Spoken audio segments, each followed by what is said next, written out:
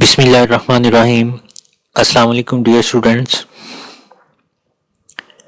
Output devices का chapter हमारा continue है। ऑलमोस्ट इसके जो 2 लेक्चर्स हैं वो आपने अटेंड कर लिए हैं और दोनों पार्ट्स में आपने इस चैप्टर की डिटेल ऑलमोस्ट कंप्लीट कर ली है। लेकिन कुछ स्लाइड्स ऐसी थी जो कि पिछले लेक्चर्स में आपके साथ डिस्कस नहीं की गई थी और कुछ स्टूडेंट्स के क्वेश्चंस हैं जिनको हमने आज के लेक्चर में एलैबोरेट करना है। तो जो टॉपिक्स पिछले लेक्चर्स में कवर नहीं हुए इन स्लाइड्स में, या वो स्लाइड्स किसी वजह से मिस हो गई, आपके साथ डिस्कस नहीं हो सकी, उनको हमने आज के लेक्चर में कवर करना है। सबसे पहले व्हाट इज आउटपुट, ये हमने जो वो पिछले लेक्चर में जो वो डिस्कस कर लिया था। इसको आउटपुट डिवाइसेस क्या होती हैं और जो आउटपुट डिवाइसेस के हवाले से जो डिस्प्ले डिवाइसेस हैं जिनके अंदर सीआरटी मॉनिटर और एलसीडी मॉनिटर्स थे उनको हमने डिस्कस किया था। इस स्लाइड तक हमने इसको जो एलैबोरेट किया था। फर्दर इसकी जो सीआरटी जो मॉनिटर है इसकी फर्दर कुछ डिटेल आपके साथ मैंने आज की स्लाइड्स में डिस्कस करनी है और कुछ जो एलसीडी के हवाले से जो डिटेल है और इसके अलावा जो गैस प्लाज्मा डिस्प्ले है उस हवाले से जो वो हम थोड़ी सी डिटेल डिस्कस करेंगे आज के लेक्चर में। तो सबसे पहले तो ये कि जो कैथोड रे ट्यूब है वो सीआरटी मॉनिटर्स के अंदर यूज होती थी। जो कैथोड रे ट्यूब थी इसको इस्तेमाल करते हुए जो सीआरटी मॉनिटर्स थे उनमें मुख्तलिफ तरह का इमेज क्रिएट किया जाता था। अब जो सीआरटी ट्यूब थी वो बेसिकली इलेक्ट्रॉन बीम को यूज करते हुए सीआरटी मॉनिटर पे इमेज क्रिएट करती थी। इसी तरह से जो सेकंड पॉइंट है उसमें ये लिखा हुआ है कि जो सीआरटी ट्यूब थी उसके अंदर एक से ज्यादा इलेक्ट्रॉन गन्स लगी हुई थी जो कि बीम फायर करती थी और जो मॉनिटर की स्क्रीन थी उस पर इमेज क्रिएट किया जाता था। जो स्क्रीन है, जो सीआरटी मॉनिटर्स हैं, जो उनकी स्क्रीन थी उसको फास्फोरस मटेरियल के साथ कोट कर दिया जाता था। यानी अगर आप इस पिक्चर को देखें तो इस पिक्चर का जो फ्रंट है ये देखें, ये यहां पर आपको बताया गया है कि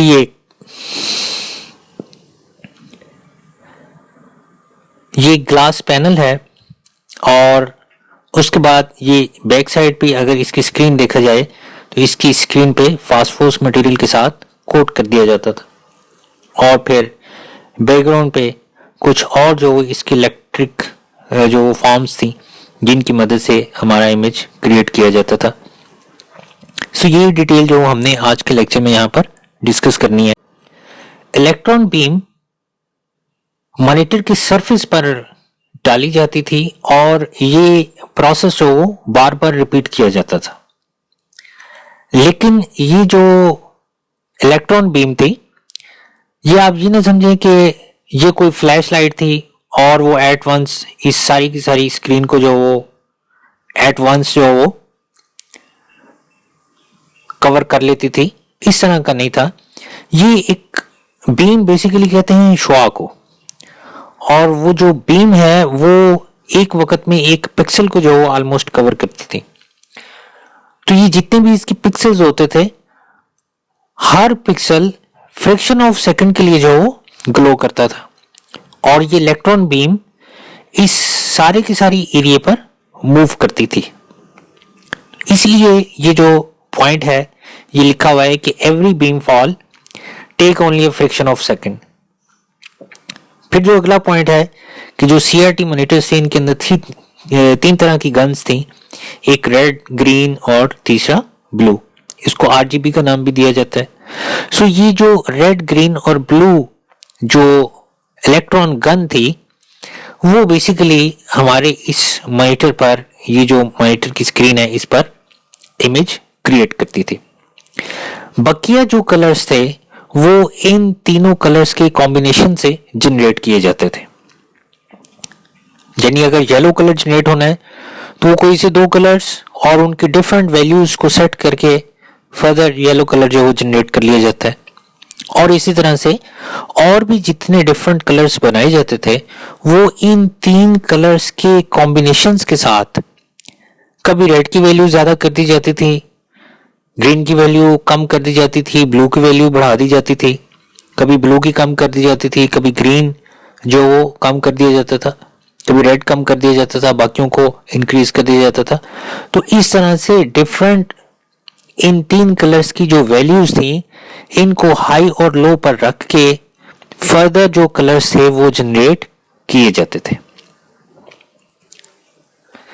ये एक ग्राफिकल पिक्चर आपके साथ डिस्कस करनी है। आपको बताना है कि एक्चुअली मॉनिटर के बैकग्राउंड पे क्या होता है। अगर आपने सीआरटी मॉनिटर देखा है तो ये बैक साइड पे काफी बैक पे जो वो एरिया कवर करते हैं। एक्चुअली ये एरिया इसलिए कवर करते हैं कि ये जो इलेक्ट्रॉन गन लगी हुई है इस वजह से ये बैक साइड पे काफी एरिया जो अपना कवर करते हैं। अगर आप इसको देखें तो इसको ग्राफिकली एलैबोरेट किया गया है इसकी वर्किंग को, कि जो इलेक्ट्रॉन बीम है उसके अंदर ये हीटर लगा हुआ होता है और हीटर से ये जो इलेक्ट्रॉन बीम है जिसको आप कैथोड जो वो कैथोड रे ट्यूब का नाम जिसको आप देते हैं, इसमें से ये जो इलेक्ट्रॉन बीम है ये निकलती है और ये करते करते ये जो हमारी स्क्रीन है इस स्क्रीन पर जो वो फ्रिक्शन ऑफ सेकंड के लिए यहां पर रुकती है और फिर ये मूव करना शुरू कर देती है। ये राइट और लेफ्ट मूव करेगी। अगर आप इसका ये मटेरियल देखें तो ये इलेक्ट्रॉन बीम है, इसी तरह से ये कैथोड है, ये एनोड है और ये डिफ्लेक्टिंग कॉइल्स हैं जिन्होंने इस बीम को एक्चुअली डिफ्लेक्ट करना है। ये पहले लेफ्ट साइड पे जाती है फिर राइट साइड पे और इस तरह से मॉनिटर का सारा एरिया इसने अप एंड डाउन जो वो कवर कर लेना है।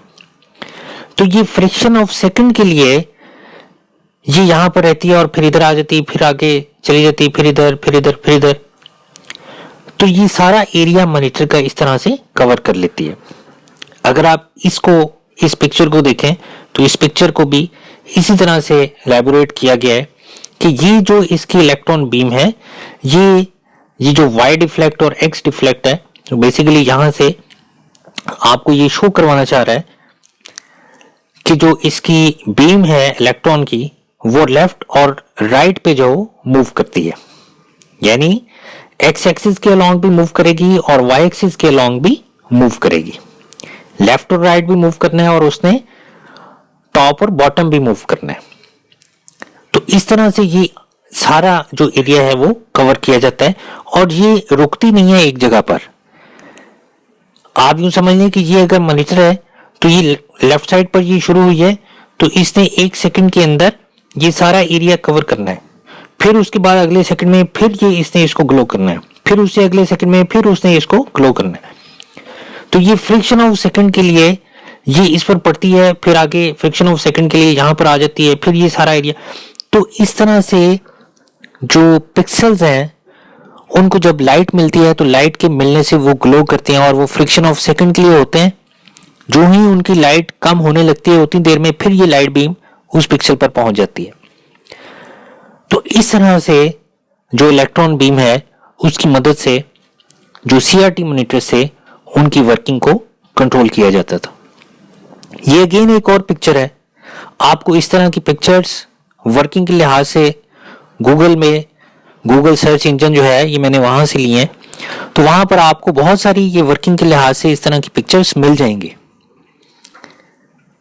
चूंकि ग्राफिकली अगर एलैबोरेट किया जाए तो कंसेप्ट ज्यादा अच्छे क्लियर होते हैं, तो इसलिए ये लेक्चर आपके लिए प्रिपेयर किया गया। इसमें इस पिक्चर के अंदर भी वही चीजें जो वो एलैबोरेट की गई हैं लेकिन जरा थोड़ी सी डिटेल के साथ की गई हैं। तो इसमें आपको ये दिखाया गया कि ये मॉनिटर का ग्लास है और ग्लास के बैक साइड पर ये जो आपको एक डॉट नजर आ रहा है ये बेसिकली क्या है, वो कहता है कि ये आपके पिक्सेल्स हैं, रेड ग्रीन और ब्लू फास्फोरस मटेरियल के ये पिक्सेल्स हैं। ये देखें, ये आपको जूम करके यहां पर दिखाया गया है कि ये ग्लास ट्यूब फेस है, ये जो आपको नजर आ रहा है, और उसके बैक साइड पर ये यहां पर क्या है, अपर्चर ग्रिल है, और इस ग्रिल में से ये लाइट निकलती है रेड ग्रीन ब्लू, और वो यहां पर जो फास्फोरस मटेरियल है उस पर पड़ती है स्क्रीन पे, और फिर वो ग्लो करते हैं।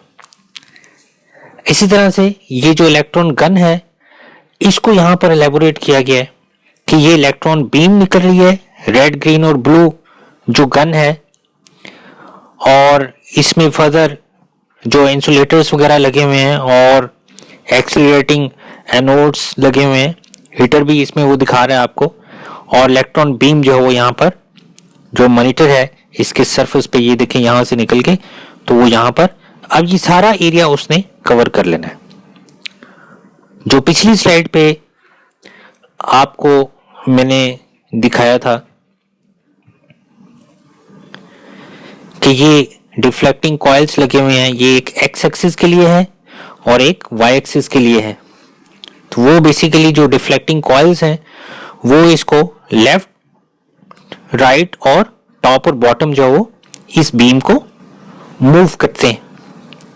तो ये पिक्चर्स भी इसी डिटेल को एलैबोरेट करने के लिए लगाई गई हैं।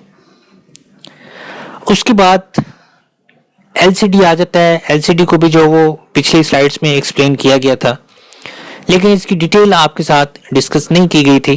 वो डिटेल हमने इसी लेक्चर में जो डिस्कस करनी है आपसे। सो जो लिक्विड क्रिस्टल डिस्प्ले है, एलसीडी स्क्रीन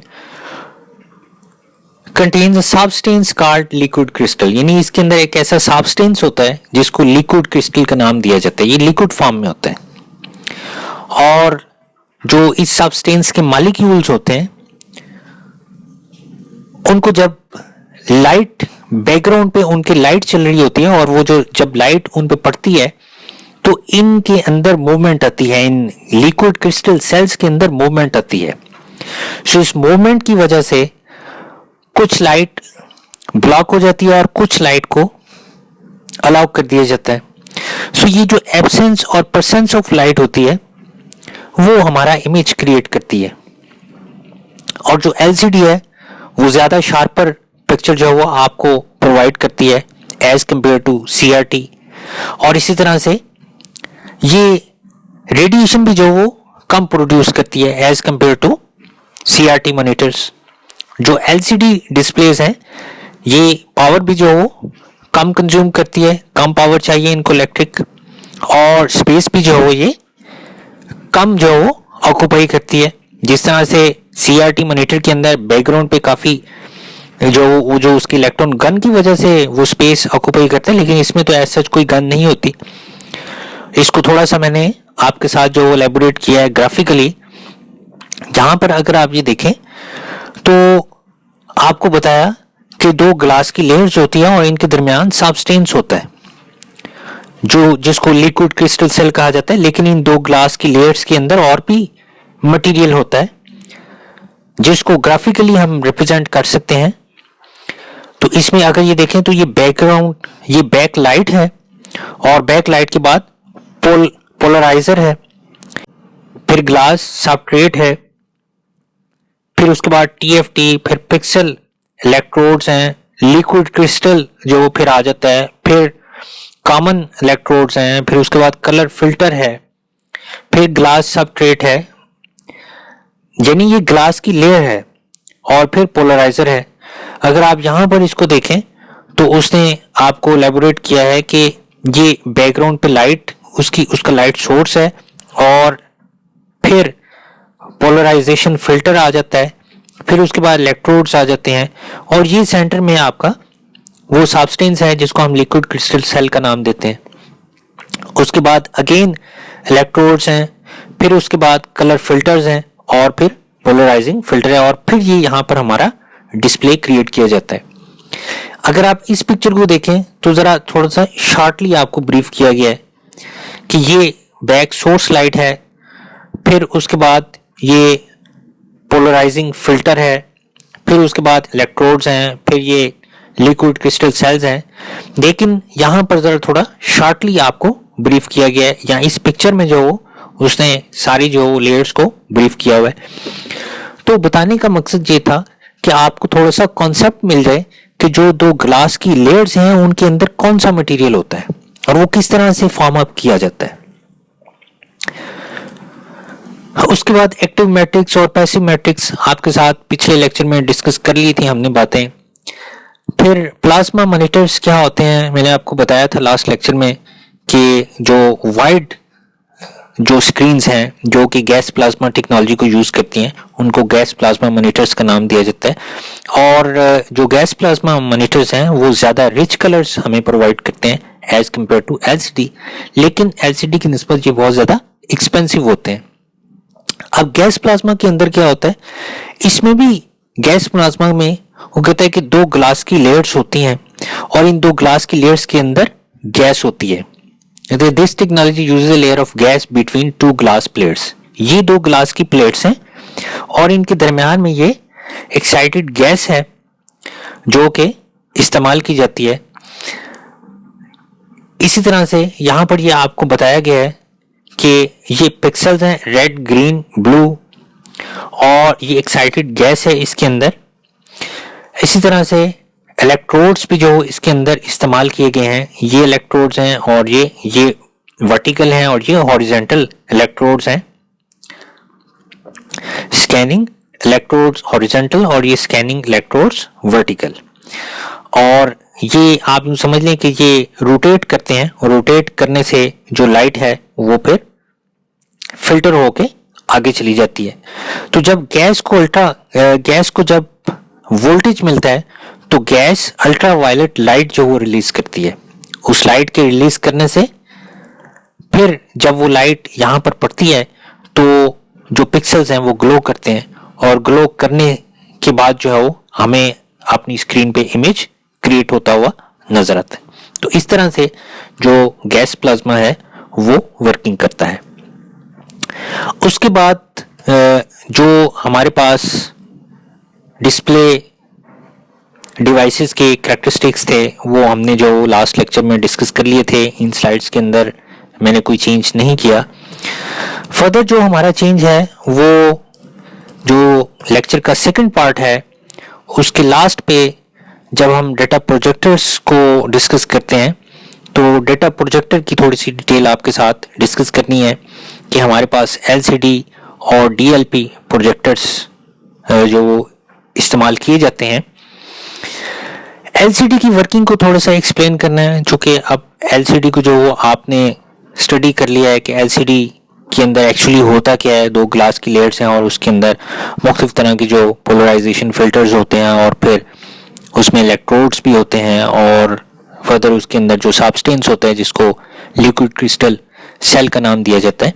तो उसी तरह से अगर आप यहाँ पर देखें तो ये उसका इनर आर्किटेक्चर दिखाया गया है जो एलसीडी प्रोजेक्टर है। तो जो एलसीडी प्रोजेक्टर है बेसिकली ये भी लिक्विड क्रिस्टल डिस्प्ले की टेक्नोलॉजी को ही यूज करता है और इसके साथ इसको हम कंप्यूटर के साथ जो डायरेक्टली अटैच जो वो कर सकते हैं और अपना जो इसका लाइट सोर्स होता है।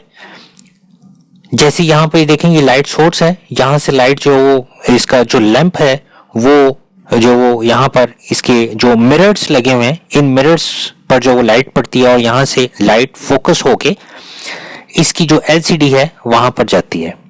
ये रेड लाइट जा रही है, ये ग्रीन लाइट जा रही है और ये यहाँ से ब्लू लाइट जा रही है। तो वो इसके तीनों साइडों पे ये एलसीडी देखें, ये रेड को जो वो कंपोज कर रहा है, ये ग्रीन को और ये ब्लू को, और फिर यहाँ पर ये उनका कंबाइनर लगा हुआ है और कंबाइनर जो है वो उसको कंबाइन करके फिर फर्दर इस लेंस से जो वो हमें जो बड़ी स्क्रीन पे हमारा जो प्रोजेक्ट होता है उसको डिस्प्ले करता है। इस तरह से जो डीएलपी है, DLP stand for digital light processing, इसके अंदर छोटे छोटे मिरर्स होते हैं जिनको डिजिटल माइक्रो मिरर डिवाइसेस का नाम दिया जाता है, डीएमडी। यहाँ पर अगर आप ये देखें इसका आर्किटेक्चर तो ये छोटे छोटे मिरर्स इसके अंदर लगे हुए हैं। सो ये इन मिरर्स में से लाइट रिफ्लेक्ट करती है और रिफ्लेक्ट करने के बाद फिर जो प्रोजेक्शन लेंस है वहां से वो भेजी जाती है। देखिए यहाँ से इसका ये लैंप है, लैंप से जो वो लाइट रिफ्लेक्ट करती है और आपको इसके अंदर छोटे छोटे मिरर्स ही नजर आ रहे हैं। स्पेशल मिरर्स होते हैं, इनको डिजिटल माइक्रो मिरर डिवाइसेस का नाम दिया जाता है और यही वजह है कि इसका जो इमेज है वो ज्यादा ब्राइट और ज्यादा शार्प होता है as compare to LCD screens. इसके अलावा डियर स्टूडेंट्स, एलईडी प्रोजेक्टर्स भी आजकल जो इस्तेमाल में है, जिसके अंदर एलईडी सोर्स को जो यूज किया जाता है, लेकिन वो मैंने स्लाइड्स के अंदर जो नहीं लिखा उनको। नेक्स्ट जो हमारे पास है वो है मल्टी फंक्शन डिवाइसेस, या इनको टर्मिनल्स का नाम दिया जाता है। मल्टी फंक्शन डिवाइसेस बेसिकली वो डिवाइसेस हैं जो कि मल्टीपल फंक्शंस परफॉर्म करने के लिए इस्तेमाल की जाती हैं। लाइक उनके अंदर प्रिंटर की फैसिलिटी भी होती है, स्कैनर, फोटोकॉपी मशीन और फैक्स मशीन, ये चारों जो हम वर्किंग उस एक डिवाइस के साथ ही परफॉर्म कर सकते हैं। ये अक्सर आपको मुख्तलिफ जो स्टोर्स हैं वहाँ पर आपको, स्टेशनरी के हवाले से जो स्टोर्स हैं वहाँ पर आपको ये मिल जाएंगी कि इसके अंदर स्कैनर भी होता है, आप स्कैन भी कर सकते हैं और स्कैन करने के बाद फौरी तौर पर उसका प्रिंट आउट भी ले सकते हैं। या आप फैक्स मशीन की भी जो फैसिलिटी इससे जो अवेल कर सकते हैं, आप फ़ोन भी कर सकते हैं। इसी तरह से और इसके अंदर वर्किंग है प्रिंटर की, कि आपने अगर जो प्रिंट आउट करना है तो प्रिंट आउट भी कर सकते हैं। ज़ाहिर है फैक्स मशीन है तो फैक्स जब उसको रिसीव होती है तो वो पेपर पे प्रिंट आउट करता है, और अगर आपने कोई फोटोकॉपी करनी है तो फोटोकॉपी का फंक्शन भी ये परफॉर्म कर सकती है।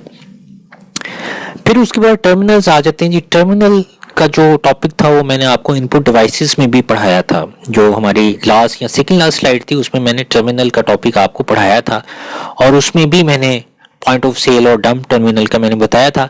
क्योंकि जो टर्मिनल्स होते हैं इनके साथ इनपुट और आउटपुट डिवाइसेस ही लगी होती हैं, इसलिए ये टॉपिक जो है वो इनपुट डिवाइसेस के अंदर भी कवर किया गया था और अब ये आउटपुट डिवाइसेस के अंदर भी इसको कवर किया जा रहा है।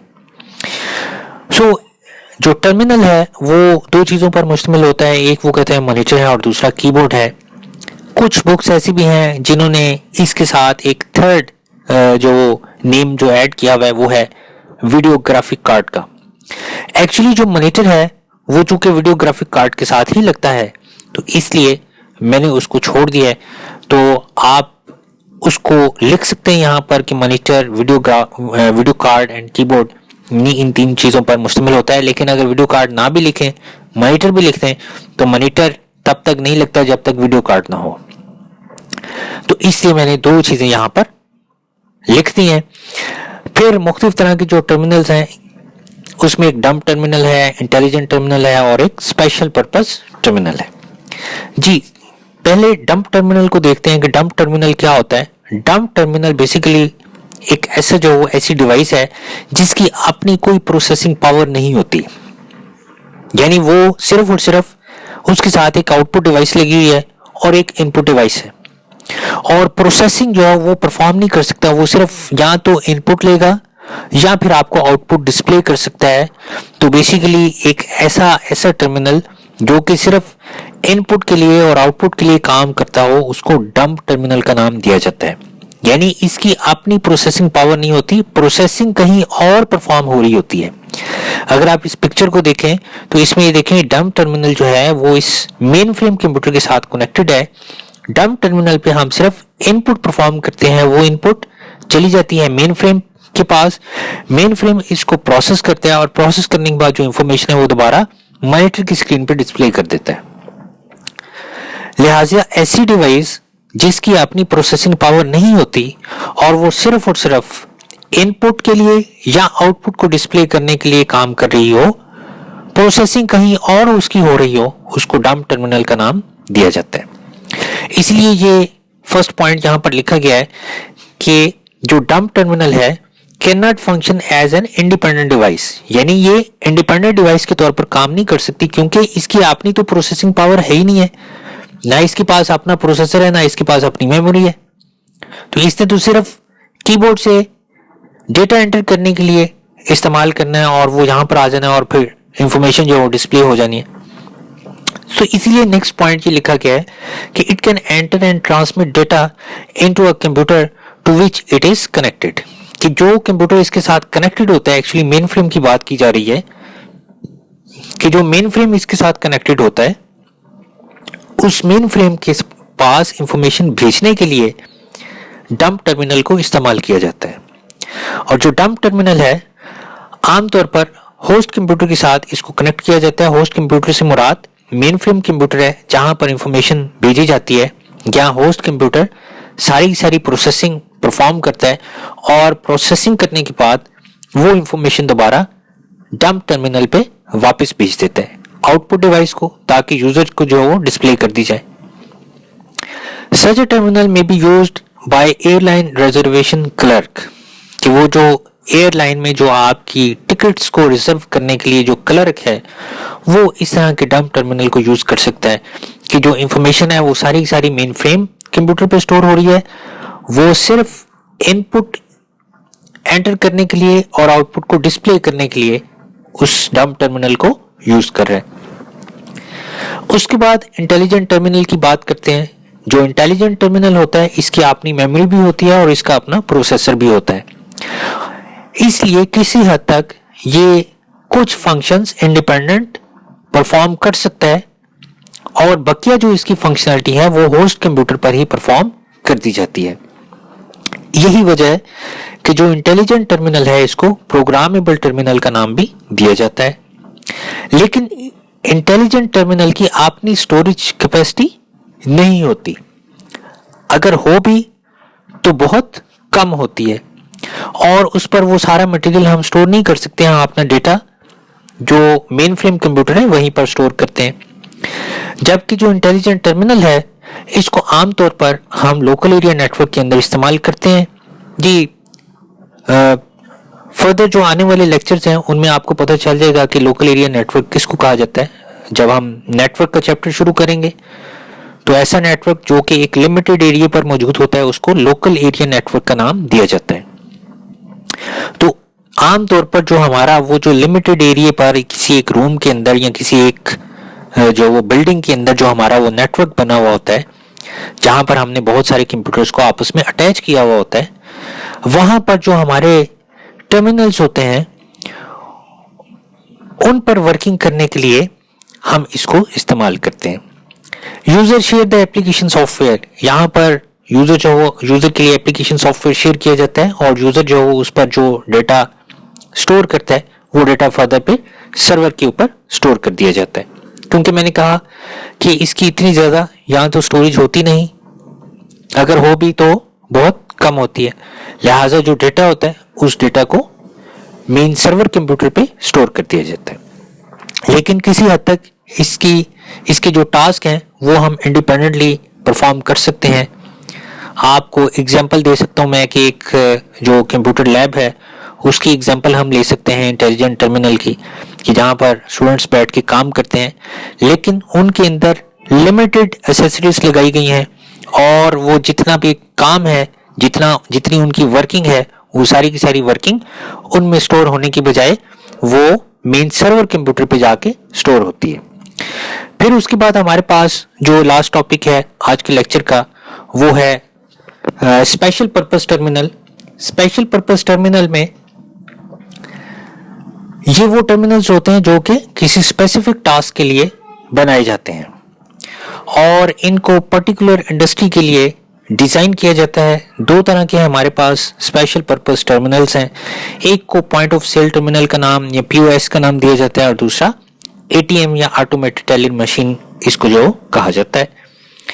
पीओएस या पॉइंट ऑफ सेल टर्मिनल से मुराद ये है कि ये एक ऐसा टर्मिनल होता है जो कि मुख्तलिफ तरह की जो परचेजेस हैं उनको रिकॉर्ड करने के लिए इस्तेमाल में लाया जाता है, जहां पर कंज्यूमर्स अपनी मुख्तलिफ प्रोडक्ट्स को परचेज करते हैं या जो फर्दर दूसरी सर्विसेज अवेल करते हैं उनको रिकॉर्ड करने के लिए पॉइंट ऑफ सेल टर्मिनल को यूज किया जाता है। और ये आमतौर पे हमें जो ग्रोसरी स्टोर्स हैं वहां पर ये हमें बड़े कॉमनली जो नजर आते हैं।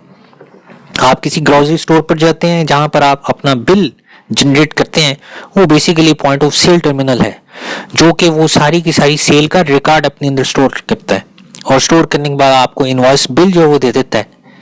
तो एक्चुअली वो जो इनवॉइस है वो उसके अंदर स्टोर की जाती है, वहां से वो बेसिकली आगे मेन कंप्यूटर के साथ कनेक्टेड होता है, तो वो उसको वो फिर मेन कंप्यूटर में उस रिकॉर्ड को, उस इनवॉइस को स्टोर करता है, ताकि at the end of day या एंड ऑफ मंथ हमें ये पता चल जाए कि हमारी सेल्स कितनी हुई है, हमें रेवेन्यू कितना हमारा जनरेट हुआ है, हमारे पास स्टॉक की जो वो क्या पोजीशन है। तो ये सारी चीज़ें रिकॉर्ड करने के लिए, परचेजेस को रिकॉर्ड करने के लिए पीओएस टर्मिनल्स यूज किए जाते हैं ग्रोसरी स्टोर्स पर। इसी तरह से ये किसी भी स्टोर पर यूज किए जा सकते हैं, किसी मेडिकल स्टोर पे भी यूज किए जा सकते हैं, या किसी भी स्टोर पर इनको परचेजेस को रिकॉर्ड करने के लिए इस्तेमाल किया जा सकता है। दूसरा जो है वो है ऑटोमेटेड टेलर मशीन, जिसको एटीएम का नाम दिया जाता है। ये एक सेल्फ सर्विस बैंकिंग मशीन है और ये होस्ट कंप्यूटर के साथ जो वाया नेटवर्क कनेक्टेड होती है। इसमें हमारे पास बैंक की जानिब से जो एक प्लास्टिक कार्ड दिया जाता है, जिसको हम एटीएम कार्ड का नाम देते हैं, वो हम इसमें इंसर्ट करते हैं और इंसर्ट करने के बाद हम इसमें पासवर्ड एंटर करते हैं। उस पासवर्ड को पिन कोड का नाम दिया जाता है, पर्सनल आइडेंटिफिकेशन नंबर इसका जो एब्रीविएशन बनता है। और फिर वो एंटर करने के बाद अगर वो करेक्ट हो तो हम उसको जो वो उसमें जो हमारा अकाउंट है हम उसको एक्सेस करते हैं। तो डियर स्टूडेंट्स, ये हमारे जो वो टॉपिक्स थे जो कि प्रीवियस लेक्चर्स के अंदर जो आउटपुट डिवाइसेस के आपने लेक्चर्स लिए, उनमें ये जो वो आपके साथ डिस्कस नहीं हुए थे, तो अब वो आपके साथ डिस्कस हो गए हैं। आई होप कि आपको जो वो ये समझ आ गए होंगे, आपने अंडरस्टैंड किया होगा इनको। इसके साथ ही हमारा जो आज का लेक्चर है वो अपने इख्तिताम को पहुंचता है। अपना ख्याल रखिएगा। अल्लाह हाफिज़।